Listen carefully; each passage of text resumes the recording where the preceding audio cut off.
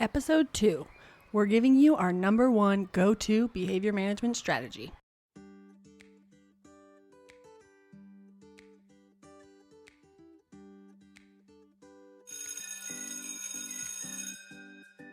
Hey everyone, Caylee and Lane here.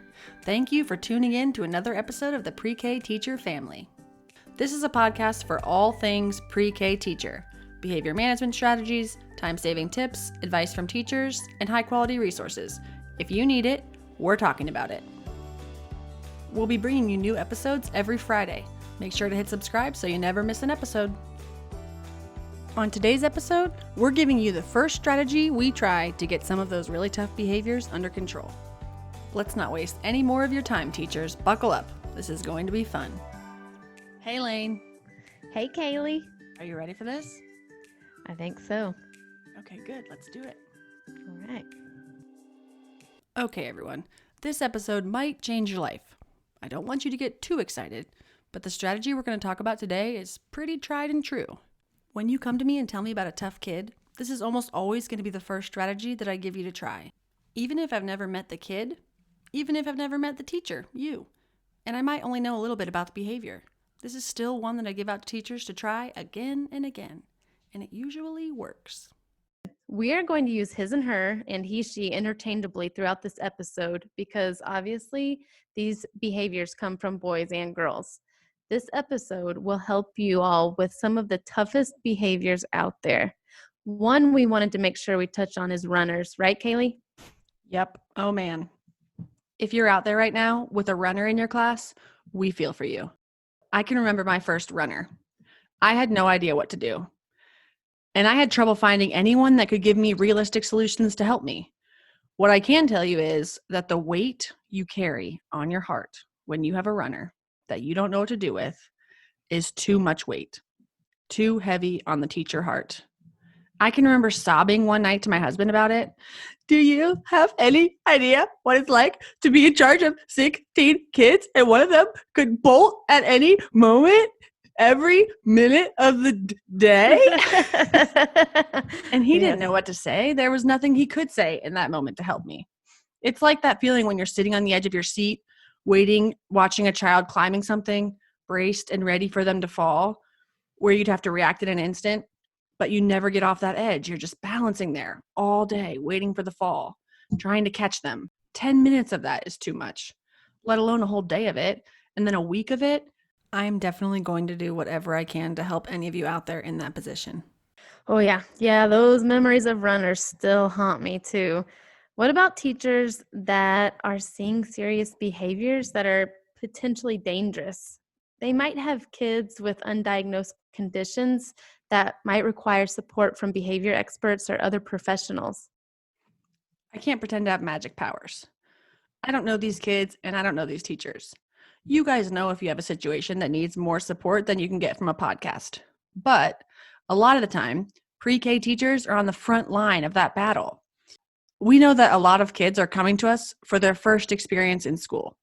They haven't been diagnosed or analyzed or even seen by professionals yet. So you are going to be the one that gets that process going a lot of the time. And just because you have a high needs child that's exhibiting intense behaviors doesn't mean they're going to instantly send angels to help you. You're going to have to start the process. And then they are going to be observed for weeks or even months. And you're going to have to document every detail. And maybe, eventually, some help will arrive. But there's a lot of time in between now and then. So if I can give you some strategies to keep things together until professionals get involved, you better believe I'm going to do it. I'm not a professional behavior expert. I'm a teacher who has had some success with some stuff, so I'm passing it on to you guys. I'm not saying I have the solution for everything. And we know there's not just one solution that will work every time. But if it's one of those impulsive things kids have learned to do to get attention or avoid something, I'm going to try to help you channel their urge to run into something more positive. Yeah, good. Okay. So for those situations where nothing seems to affect them positively or negatively, so you can't dangle rewards to try to get them to follow directions because they just don't care. And punishment doesn't help either. Maybe you've taken away every single toy and they still don't flinch. This is a good one for those kinds of behaviors, right? Yep. Okay, so You've got one of those tough kiddos with explosive behaviors, and the child clearly doesn't care what you think. You tell her to do something, she ignores you. You give him a direction, he refuses. This is a problem. If the kid isn't listening to you, if you have no authority, ultimately you don't have control of your own classroom. And without control, you can't teach. If you can't get the children to behave, nothing else can really happen. And as for one specific child, you can't make them do something as much as you might wish you could. If they say no and refuse, you are powerless. Oh, yeah. Okay. So bribes don't work, nothing motivates them, and they don't listen to you. What do you do? It seems very clear that they aren't playing for your team. So, first things first, you need to get this kid back on your team. Okay. Well, what does that mean? I know that might sound weird, but for kids who are doing these kinds of behaviors, it's usually a case of they feel like, I only know how to get attention by being disruptive. I'm not good at many things. I want what I want when I want it, and I have no self-control. Yeah, and they're smart. They know when people don't know how to handle their out of control behavior. And this just makes it get worse because kids want limits. Sorry, my dog is still walking around You're fine. distracting me. Okay, here we go. Those big, huge paws. Yeah. Oh my God. Oh, that's sweet. Okay. Okay, here we go. Yeah, and they are smart. They know when people don't know how to handle their out of control behavior. And this just makes it get worse because kids want limits to be set. They want adults to keep the order and maintain the peace, right? I mean, so how do you do that? The biggest thing right now is to flip the script on her. When I say she started playing for another team, I mean she doesn't care much about her relationship with you and probably doesn't care much about most things. So nothing matters, nothing affects them, not rewards or consequences, nothing deters them, nothing excites them. You need to build your relationship with her so that she starts to value your opinion and care what you think. What would you say to some teachers who say, it doesn't matter what you think of me, you are going to do what I say? Maybe at home it doesn't matter. You're going to do what I say because I'm your parent, but school's different. An important thing to remember is that kids are kids, and as they grow and learn, they ultimately just try things to see what happens. I know that sounds oversimplified, but I swear, if you think about it, from when they're babies, they start trying things to see what happens. What happens if I bang on this? What happens if I throw that? What happens if I pull mom's hair? What happens if I touch this hot cup of tea? They're figuring out the world by trying things. So as they get older, it starts to look like, what happens if I say this? Maybe it's something they heard another kid say. Maybe it's a nice thing, and they get a smile. Maybe it's a mean thing, and they get in trouble. But they're constantly trying things out and adjusting what they do based on what happens or how people react. And this is why we want to stop asking our kids, why did you do that? And you know why? Because most of the time, they don't know why they did it. They might have seen their dog do it and thought, hey, I'll try that this morning at school. And then we see it and react, oh my God, what did you just do? Why would you do that? And there are crickets because the kid doesn't know. Maybe he saw his sister do it or his mom or someone on TV. So when we see them do it, we have to be that calm adult in their life that says, hey, we don't talk like that.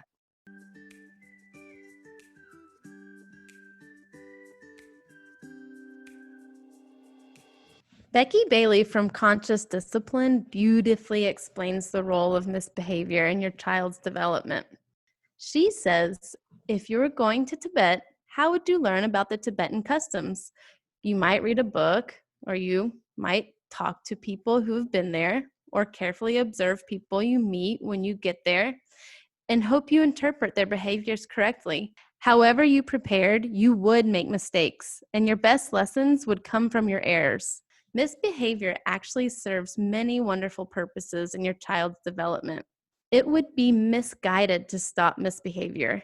Your goal is better framed as preventing the likelihood of misbehavior being repeated and becoming habitual. You can do this by responding to misbehavior wisely when it happens. Yes. So for teachers in this spot, you have to remember they are trying stuff out on you all day long.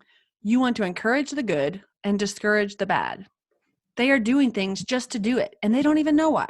So we have to remind ourselves they are not rational thinking adults. They are kids who are navigating this world asking one question: what's going to happen when I do this? And when you can accept that, it's easier to separate a kid from their actions. And we really need to do that when they're 4 and 5, because they are trying stuff out all day long and we can't just stick labels on them. We have to teach them how to be a good person, how to take care of others, how to be responsible. That's our job as teachers. And that's why it's going to be important for you to switch it up on them. Yeah, don't be the same broken record they've been hearing from all the adults.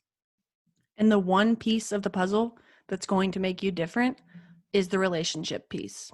It's so important. You have to make an effort to connect with these little ones before you can start helping to change their behavior. You're going to talk to them differently. They're going to respond to you differently. And the end goal here is that their behavior will improve because they care about you and what you think and what you say. I'm talking within one day, you should be able to get her back on your team. You have to describe and remind kids that they are the types of qualities that we want them to be. Wow, okay, that's big. So let me say that again in case they didn't hear it in the back. We have to describe and remind kids that they are the types of qualities that we want them to be. Yes, That's big. they might make a bad choice or have bad behavior, but we want to separate them from their actions. So let's give them some phrases to use. Okay, good idea. Here are some simple examples, and we'll put these in the show notes. You can say, "You're too good of a friend to do that." You are a nice kid. "You're too pretty to use such ugly words." You are a smart kid. "You are good to your friends." You make good choices. "I care about you too much to let you do that." You're too smart to make that choice. "You're too kind to make someone feel that way." I'm so happy you're here today. "I have the best class in the world." This is going to be such a good day. And so when kids hear these kinds of messages from adults, rather than negative reactions, they start thinking to themselves, "Oh yeah, I'm too smart." And in their head, they decide, "I don't need to do that again," because it wasn't made into a big deal. They did it.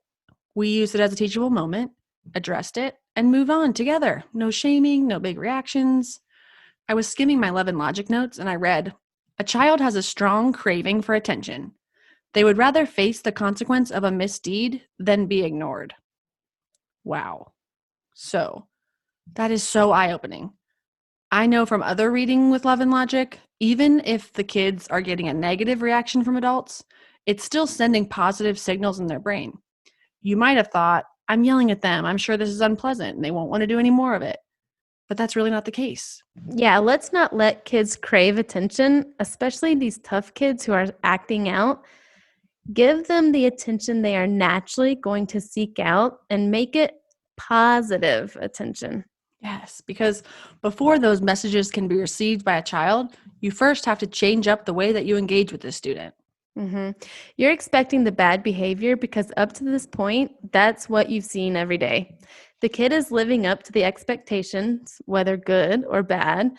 I'm sure he can already feel the frustration that most adults feel with him, and he's just living up to the stereotype now. Oh, he's a handful. That's all she knows how to be. That's all anyone's ever told her that she is. So that's what she keeps being. Yep, time to switch it up on her. I'd start out by getting down on his level and giving him a genuine compliment. "I like that Paw Patrol backpack. Which one is this?" Point to one of them. Or engage with them on another level about something that they're wearing, maybe Frozen shoes or a Batman t-shirt. Connect with them. Ask them questions about themselves. "What's your favorite color?" "I like green too." Yes, and just a heads up, kids don't always follow adult rules of etiquette, but it's okay if she doesn't respond how you think she should. As long as you are sending her positive messages, sooner or later you will be making positive connections in her brain and she will react differently to you. Yes, and then once they start warming up to that, turn a compliment into a special job they can help you with. Get down on their level, smile, look in their eyes. "Hey, Lane, I noticed how strong you were when you were carrying that heavy book bag. I could use your help with something this morning. Would you like to help me with the job?" Oh, yeah, for sure. Kids love being helpers. Exactly. Or you could give a different compliment and ask a different job. Hey, you, I've been watching how great of a friend you are. I saw you smile at your friend when you came in this morning, and I would love for you to help me with something. Would you like to help me with a job? And maybe you tell her, I want you to go around and whisper a message into every kid's ear in the classroom while they're eating breakfast. Here's what I want you to whisper to them. We are going to learn about a new center this morning. And let them give the privilege of going around and announcing this exciting news to every kid. Oh, yeah, that's a good one. But you might not want to start all kids out with this kind of job, right? Right. But that's not to say that some kids might not surprise you and step up to this task that you might not have thought would do it correctly. But certainly, this might not be the first job you select for certain kids. You use your judgment. There are tons of ways to get creative with simple jobs that kids can help you with. Yeah, for sure. Maybe they could look for other students who are being role models and put a sticker on their shirt. Or maybe they can move a stack of books from one place to another. Or sorting, it's always a good job for kids. Let her help sort a bucket of markers by colors, maybe. Yes. All great ideas. The job doesn't really matter, it's how they feel doing it. Whatever the special thing is, it's a great privilege. And if she enjoys this type of reward, she'll work to earn the right to do it again. And then you start to have some leverage. And you want to make sure to prep the child for the job. You're not just giving them heavy stuff and hoping it goes well. It's super important that the child is successful with this situation. So you do everything you can to set them up for success by emphasizing how special the job is and that it's something you've picked just for him and how you're going to show him exactly how to hold the paper and feel her little muscles and say, wow, you're so strong. I know you're going to be great at this job. Yeah, they need to feel successful in whatever job you give them because it could really backfire if you give them something they can't handle. You want to try and refocus their attention and their opinion of themselves from I'm a wild child that screams a lot or whatever it might be to I'm a good helper and I'm great at a lot of things. And you want her to know there are lots of special things you'd love for him to do as long as she's listening and following directions.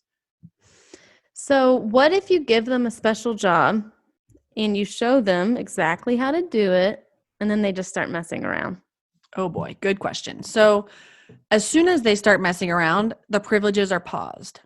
But it is so important that you don't jump back to the negative reprimanding that they're expecting. Remember, we flipped the script. So we're treating them differently because we want to show them that they are different. Even if we are sending a negative content message, we're still sending a positive relationship message.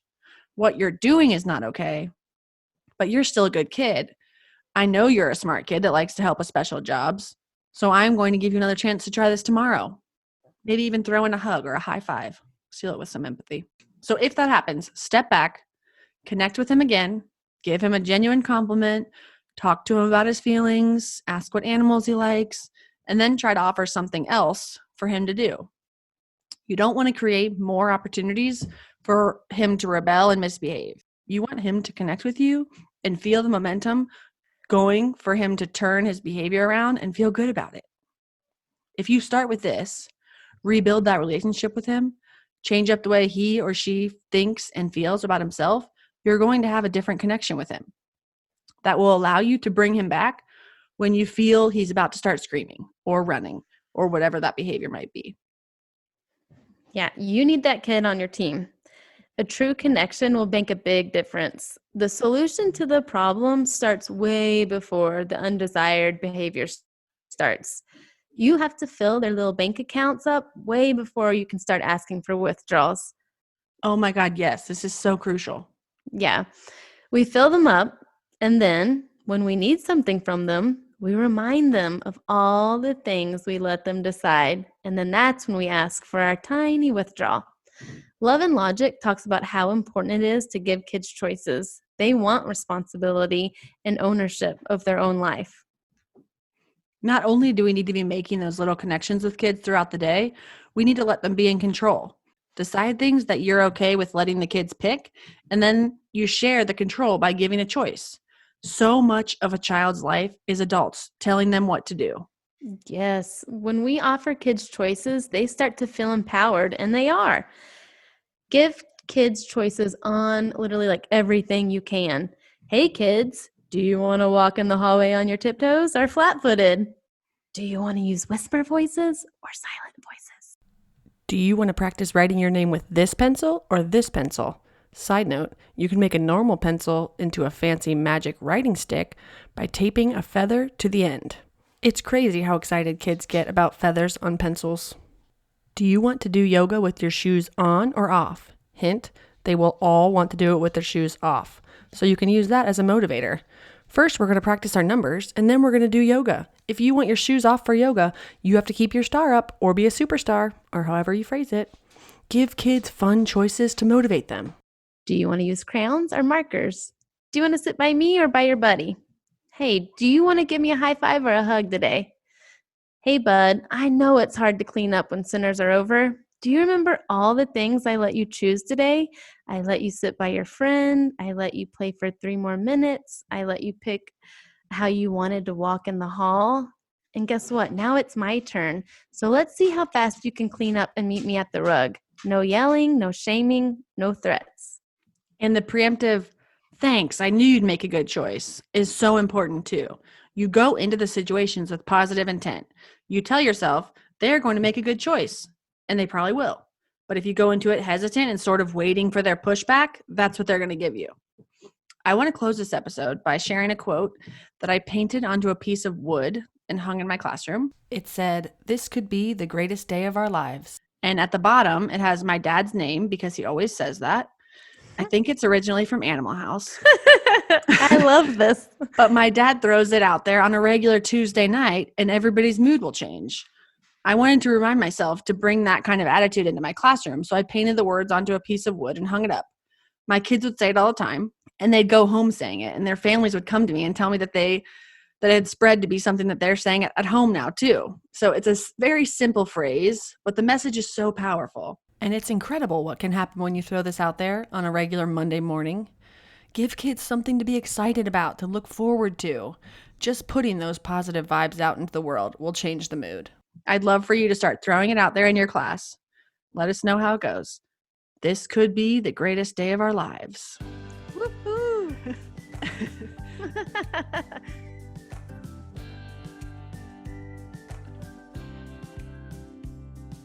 Hey teachers, we wanted to take a minute to share a message from our sponsor. This podcast is sponsored by the Pre-K Teacher Family. In case you haven't heard about it, we'll explain. It's a support group for pre-K teachers. We launched it because, let's just be real here, there's not enough support out there for us. The Pre-K Teacher Family was launched in December, and we have over 100 teachers in it already.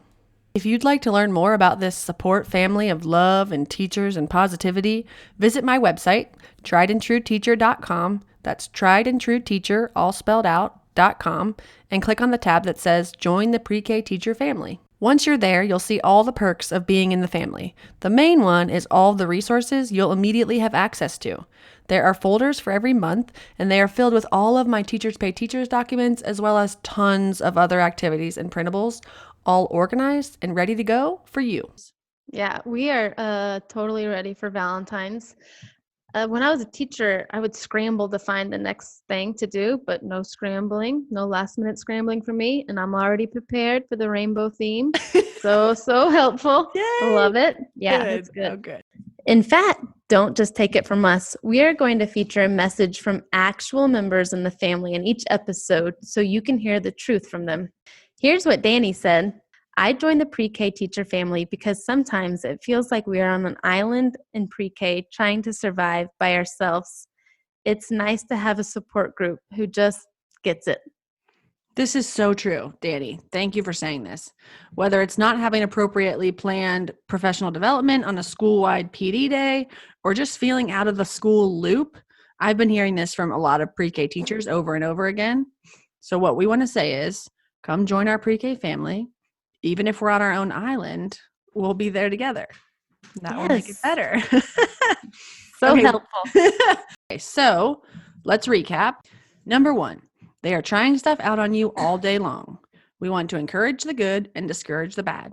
Number 2, we have to describe and remind kids that they are the types of qualities that we want them to be. Number 3, the solution to the problem starts way before the undesired behavior starts.